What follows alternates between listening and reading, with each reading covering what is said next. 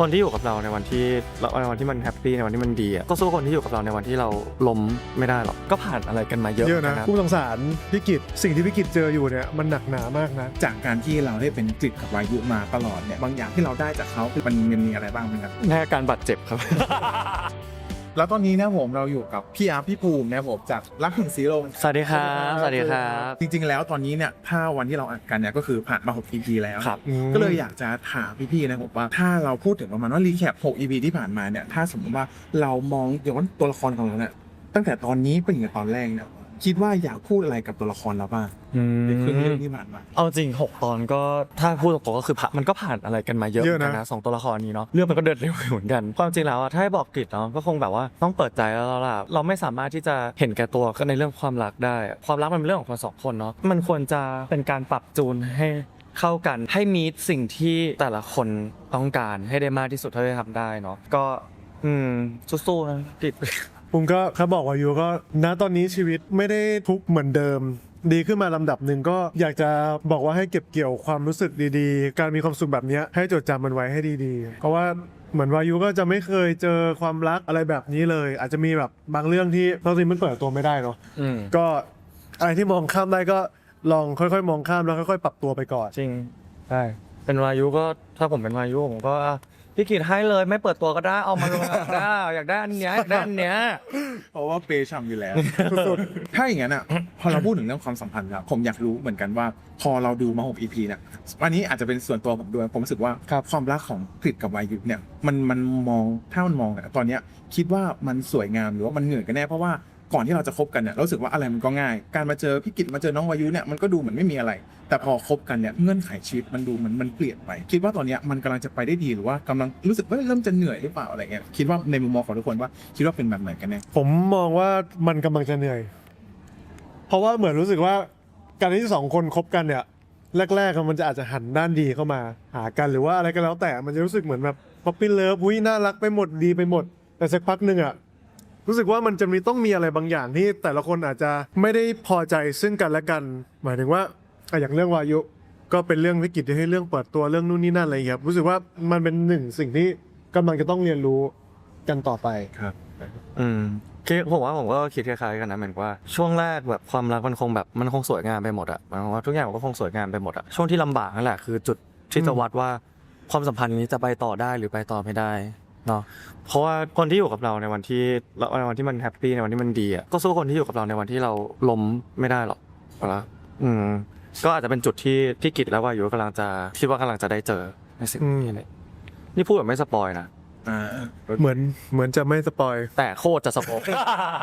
ด้วยความที่เรายังรู้สึกว่าเรามองว่ามันอาจจะมีความเหนื่อยเพิ่มมากขึ้นแล้วก็ปมของตัวละครจริงๆแล้วลึกๆก็ยังไม่ถูกแก้แล้ว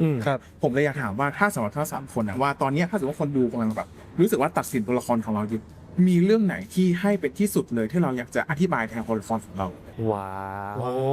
าวคนกำลังจะตัดสินอะไรพวกเรากันนะสำหรับผมนะสิ่งที่กิจทำอะทุกอย่างเนาะกิจทำบนความเป็นแบบเรื่องของหน้าที่และสิ่งที่ได้รับมอบหมายกรอบที่ตัวเองต้องอยู่ในนั้น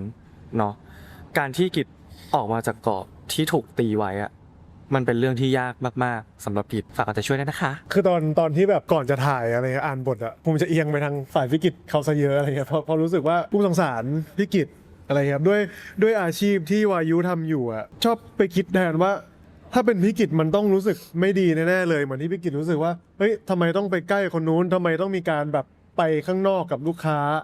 อะไรอย่างเงี้ยครับรู้สึกว่าสงสารพี่เขาก็ในสิ่งที่พี่กิจเจออยู่ถ้าเผื่อคนที่ว่าทำไมถึงเปิดไม่ได้หรืออะไรอย่างงี้ไม่ได้อยากจะอธิบายแทนว่าสิ่งที่พี่กิจเจออยู่เนี่ยมันหนักหนามากนะกับกรอบครอบครัวที่ถ้า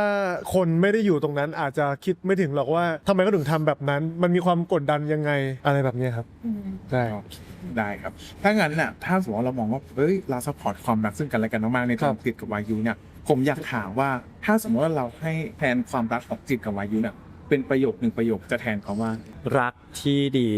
ต้องรอการก้าวข้ามอะไรบางอย่างความรักที่ดีจะมาในช่วงเวลาที่เหมาะสมของมันนั่นแสดงว่าแบบการผ่านปัญหามันจะสร้างให้มันผมว่าการที่เราผ่านปัญหาไปด้วยกันอ่ะมันทำให้เราเข้าใจกันมากขึ้นเนาะการที่เรายอมโชว์ด้านที่เราเปราะบางที่สุด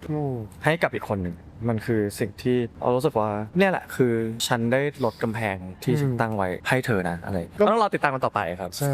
ครับผมได้ครับ ก็ถ้าอย่างนั้นถามในตัวของพี่อัมพิภูมิบ้างดีกว่า ครับผม จากการที่เราได้เป็นกฤษกับวายุมาตลอดเนี่ยจนมาถึงวันนี้เนี่ยคิดว่าอยากจะเป็นอะไรบางอย่างที่เราได้จากเขาเป็นเลสเซ่นเรียนหรือเป็นอะไรสักอย่างเนี่ยที่ได้มามันมีอะไรบ้างไหมครับ แน่การบาดเจ็บครับ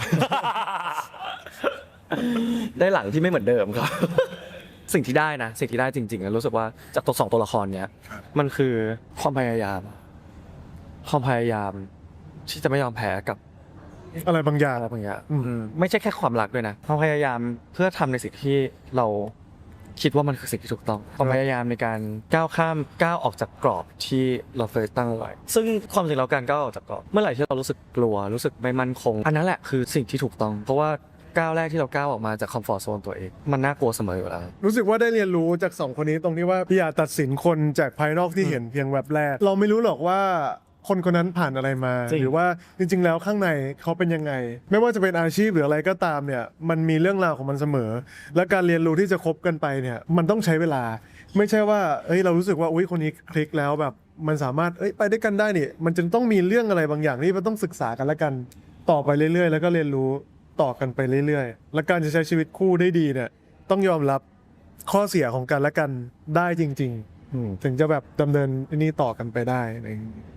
โอเคครับผมถ้างั้นสุดท้ายครับผมอยากคือในเรื่องเนี้ยอยากให้คนดูรู้สึกอะไรครับผมหลังดูความรักของคู่นี้จบ คนที่อยากให้มีความสุขแหละกับการดูเนาะซีรีส์มันก็จริงก็เป็นซีรีส์ที่มันก็ค่อนข้างจะครบทุกรสชาติจริงๆแบบว่าโรแมนติกดราม่าคอมเมดี้แอคชั่นทริลเลอร์ Thriller เลย สวยไม่รู้พูดไปเรื่อยเราเล่นมันก็ครบจริงๆครับผมแล้วโชว์อีกมีโชว์ของภูมิในเรื่องเยอะแยะมากมายนะครับผมก็จริงก็ส่วนตัวไม่รู้ว่าไม่ได้อยากให้ทุกคนได้อะไร ไม่หมายถึงว่าได้อะไรอ่ะมันเป็นการพิจารณาแล้ว เมื่อกี้พี่เขา ไม่ได้อยากให้ทุกคนได้อะไรค่ะ ไม่ใช่หมายถึงว่าทุกคนโอเคเทคเอาจากเรื่องเนี้ยแต่ละคนมันไม่เหมือนกันอยู่แล้ว เพราะฉะนั้นผมไม่อยากบอกว่าเฮ้ยคุณต้องรอดูสิ่งนี้นะในเรื่องอะไรอย่างเงี้ยผมอยากให้ทุกคนไม่ว่าคุณจะเทคเอาอะไรจากเรื่องเนี้ยผมดีใจทั้งหมดอยู่แล้ว แต่ที่สำคัญอยากให้มีความสุขกับการรับชมซีรีส์เรื่องนี้อะไรอย่างเงี้ยครับแต่ว่า ครับ แล้วแต่คนว่าคุณจะเทคเอาอะไรก็เหมือนหนังสือเล่มนึงอ่ะผมอ่านพี่อ่านหรือภูมิอ่านทุกคนก็เทคเอาไม่เหมือนกันเทคเอาเวของจากหนังสือเล่มนั้นๆก็ไม่เหมือนกันเนาะเราก็จะได้ในสิ่งที่เรารู้สึกว่ามันคอนเนคที่สุดกับสิ่งนั้น ก็ดูซีรีส์ดูละครก็อยากให้ทุกคนปล่อยใจแล้วก็ดูให้มีความสุขเพลิดเพลินแล้วก็เอนจอยไปกับมันครับแล้วก็เรียนรู้จากสิ่งที่มันเกิดขึ้นของระหว่างเรื่องนี้แล้วกันว่าเฮ้ยเราได้ข้อคิดอะไรจากเรื่องนี้บ้าง แต่ละคนต่างมุมมองอาจจะมองไม่เหมือนกัน บางคนอาจจะมองไปทางซ้ายบางคนอาจจะมองไปทางขวาอะไรอย่างเงี้ยครับก็เรียนรู้แล้วก็ปรับกันไปผมก็ขอให้ทุกคนมีความสุขกับการรับชมครับ ก็ต้องฝากซีรีส์รักแห่งสีลมด้วยนะครับผมทางวีทีวีทุกวันศุกร์เวลา2 ทุ่มตรงนะครับผมเรามาดูไปด้วยกันนะครับบอกเลยว่าสนุกเข้มข้นแน่นอนหลังจากนี้เพราะนี่ก็ ผมคิด ครึ่งหลังละ ใช่ เข้าครึ่งหลังละก็เป็นองค์สองไม่รู้ sorry เนาะนะฮะก็ขอบคุณนะครับทุกคน กลับมาก่อนพี่